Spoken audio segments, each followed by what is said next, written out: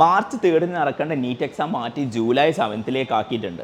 അപ്പോൾ പഠിച്ചു തുടങ്ങാത്ത ആളുകൾക്ക് ഒരുപാട് കൺഫ്യൂഷൻസ് ഉണ്ട്. ഇന്ന് എനിക്ക് മോർണിംഗ് തന്നെ 2 ഫോൺ കോൾ വന്നു. അതിൽ കൺഫ്യൂസ്ഡായി അവർ പറഞ്ഞുകൊണ്ടിരിക്കുന്നൊരു കാര്യമാണ്. ഞാൻ ഇതുവരെ പഠിച്ചു തുടങ്ങിയിട്ടില്ലായിരുന്നു. ഞാൻ മാർച്ച് 3 എക്സാം എന്നുള്ളത് തിങ്ക് ചെയ്ത് ഞാൻ ഇതുവരെ പഠിച്ചിട്ടില്ല. പക്ഷേ ജനുവരി ആയ സമയത്ത് മനസ്സിലായി ജൂലൈയിലാണ് ഇനി പഠിക്കാനുള്ള സമയം ഉണ്ടോ എന്നുള്ളതാണ്. ആക്ച്വലി പറയാനുള്ളത് ഈ ഒരു സീക്വൻസ് എപ്പോഴും കണ്ടിന്യൂ ചെയ്തുകൊണ്ട് പോകും. നമ്മൾ പഠിക്കാനായി മുന്നോട്ട് വന്ന് ഇറങ്ങിക്കഴിഞ്ഞാൽ മാത്രമാണ് നമുക്ക് അടിപൊളി സ്കോറോടുകൂടി നന്നായി സ്കോർ ചെയ്യാൻ പറ്റുക എന്നുള്ളതാണ്. സോ ഇതേപോലെയുള്ള കൺഫ്യൂഷൻസ്, കാരണം ഇന്ന് എക്സാക്ട്ലി വന്ന കോളിൻ്റെ ഒരു കൺക്ലൂഷൻ ഞാൻ പറയാം. അതായത് ഞാൻ ജനുവരി ഓൺവേഴ്സ് പഠിച്ചു തുടങ്ങിക്കഴിഞ്ഞാൽ എൻ്റെ ക്ലാസ് കംപ്ലീറ്റ് ആവുന്നത് ഏകദേശം മെയ് ജൂണിലൊക്കെ ആയിരിക്കും. അപ്പോൾ ഈ ജൂണിൽ കംപ്ലീറ്റ് ചെയ്യുന്ന ക്ലാസ്സിന് പിന്നെ ജൂലൈയിൽ റിവൈസ് ചെയ്യാൻ പറ്റുമോ? അപ്പോൾ ഞാൻ ഈ ഒരു ജൂലൈയിൽ എക്സാമിന് തന്നെയാണോ നോക്കേണ്ടത് എന്നുള്ളതാണ്. ഈ ഒരു കൺഫ്യൂഷൻ കാലങ്ങളായിട്ട് അല്ലെങ്കിൽ ഒരു 6 years ആയിട്ട് നമ്മുടെ ഇൻസ്റ്റിറ്റ്യൂട്ട് റൺ ചെയ്ത് പോകുമ്പോൾ ഇങ്ങനെ കേട്ടുകൊണ്ടിരിക്കുന്ന ഒരു ക്വസ്റ്റ്യനാണ്. ഇതിന് ഉത്തരം വളരെ സിമ്പിളാണ്. വെരി റീസെൻ്റ് ആയിട്ടുള്ള നീറ്റ്, അത് എത്ര ടൈം ആയാലും നിങ്ങൾ നോക്കണം എന്നുള്ളതാണ്. അതിപ്പോൾ 3 months ആണെങ്കിൽ പോലും. പക്ഷേ ഇവിടെ നമുക്ക് അവൈലബിൾ ആയിട്ടുള്ളത് 6 months അവൈലബിൾ ആണ്. 7th month നമുക്ക് എക്സാം വരുന്നത്. അപ്പോൾ ഐഡിയലി ഫുള്ളായിട്ട് പ്രിപ്പയർ ചെയ്യാനുള്ള ടൈമുണ്ട്.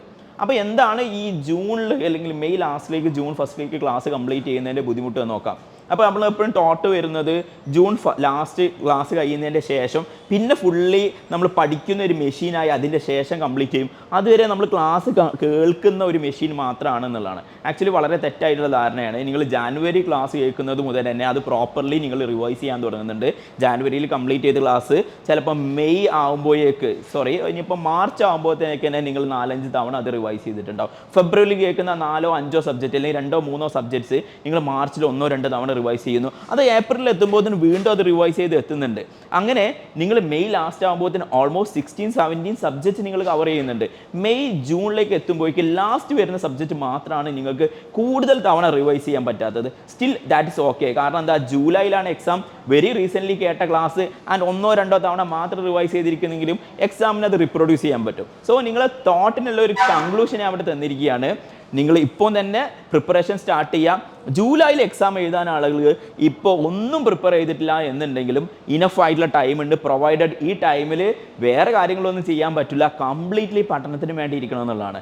അപ്പം അല്ലാതെ ഈ നേരത്തെ പറഞ്ഞതുപോലത്തെ കൺഫ്യൂഷൻസ് ആണ് നിങ്ങൾക്കുണ്ടെങ്കിൽ ഓൾവേസ് ഈ ഒരു കൺഫ്യൂഷൻ ചെയിൻ റിയാക്ഷൻ പോലെ കണ്ടിന്യൂ ചെയ്ത് നിങ്ങൾ കാലാകാലം പ്രിപ്പയർ ചെയ്യാണ്ടിരിക്കും. ഈവൺ ഈ ഡിസംബറിൽ സ്റ്റാർട്ട് ചെയ്ത ആളുകൾ മാർച്ച് 3 വേണ്ടി 3-4 സബ്ജക്റ്റ് കംപ്ലീറ്റ് ചെയ്ത ആളുകളൊക്കെ ഇപ്പോൾ വളരെയധികം സന്തോഷത്തിലാണ്, വളരെ ഹാപ്പിയാണ്. കാരണം അവർ പോസിറ്റീവ്ലി ഒരു പ്രിപ്പറേഷന് വേണ്ടി ഇറങ്ങിയത് കാരണം തന്നെ ജൂലൈയിലേക്ക് എക്സാം മാറ്റിയപ്പോൾ അവർ ഡബിൾ പോസിറ്റീവാണ്. So always stay positive. അല്ലാണ്ട് നമ്മൾ എപ്പോഴും ഒരു സ്റ്റെപ്പ് ബാക്കോട്ട് വെക്കുന്നതിനനുസരിച്ച് നമ്മൾ പ്രിപ്പറേഷൻസ് എപ്പോഴും ബാക്കോട്ട് പോയിരിക്കുകയാണ്. അല്ലാണ്ട് നമുക്ക് ടൈം ഉണ്ടാവുമോ ഇല്ലേ എന്നുള്ള കൺഫ്യൂഷൻസ് ഓൾവേസ് ഒരു കോമ്പറ്റീഷൻ എക്സാമിന് പ്രിപ്പയർ ചെയ്യുമ്പോൾ മാറ്റി വെക്കേണ്ട ഒരു കാര്യം തന്നെയാണ്. അപ്പോൾ നിങ്ങളുടെ ഇപ്പം പ്രിപ്പറേഷൻ സ്റ്റാർട്ട് ചെയ്തിട്ടില്ല, ഞാൻ ഇനിയും കുറച്ച് കാലം കൂടി വർക്ക് ചെയ്ത് പിന്നെ ഇറക്കുക എന്നുള്ളത് നിങ്ങളുടെ ഉള്ളിലുള്ള ഒരു നെഗറ്റിവിറ്റി തോട്ട്സ് കൊണ്ടാണ്. ആ നെഗറ്റിവിറ്റി തോട്ട്സ് മാറ്റിയാൽ കംപ്ലീറ്റ്ലി പോസിറ്റീവ് ആവുക. ജാനുവരി ഓൺവേർഡ്സ് പഠിച്ചു കഴിഞ്ഞാൽ കംപ്ലീറ്റ്ലി ടോപ്പ് റാങ്ക് തന്നെ സ്കോർ ചെയ്യാൻ പറ്റിയ രൂപത്തിലേക്ക് നിങ്ങൾക്ക് എത്താൻ പറ്റും. പ്രൊവൈഡഡ് നിങ്ങൾ അതിനനുസരിച്ച് ഹാർഡ് വർക്ക് ചെയ്തിട്ടുണ്ടായിരിക്കണം. നേരത്തെ പോലത്തെ തോട്ട് ഉള്ള പേഴ്സൺ ചിലപ്പോൾ ഇറങ്ങുന്നത് നല്ലതായിരിക്കില്ല. കാരണം അവർ ഹാർഡ് വർക്കിംഗ് വില്ലിംഗ് ആയിട്ടുള്ളൊരു മൈൻഡ് അല്ല. ഡെഫിനറ്റ്ലി ഹാർഡ് വർക്കിംഗ് വില്ലിംഗ് ആയിട്ടുള്ളൊരു മൈൻഡ് ആണെങ്കിൽ നിങ്ങൾക്ക് ഇനഫ് ആയിട്ടുള്ള ടൈം ഉണ്ട്. കാലിക്കറ്റ് പാർട്ടിയിൽ ടെസ്റ്റ് ആൻഡ് ഡിസ്കഷൻ ബാച്ച് ഉണ്ട്. ചിലപ്പോൾ ഓൾറെഡി പ്രിപ്പയർ ചെയ്തുകൊണ്ടുള്ള ബാച്ച് ആയിരിക്കും. ഫേസ് ടു ഫേസ് ആയിട്ടുള്ള ക്ലാസ്സുകളും കംപ്ലീറ്റ് ഫാക്കൽറ്റീസ് വന്ന് കംപ്ലീറ്റ്ലി ഡയറക്റ്റ്ലി ക്ലാസ് എടുക്കുന്ന ക്ലാസ്സുകളുണ്ട്. അതേപോലെ DBMCയിൽ ലൈവ് ആയിട്ടുള്ള ക്ലാസ്സുകളുണ്ട്. ഈ ക്ലാസ്സുകൾ യൂട്ടിലൈസ് ചെയ്യുക. ജൂലൈയിലെ നീറ്റ് 2024 അടിപൊളിയാക്കുക.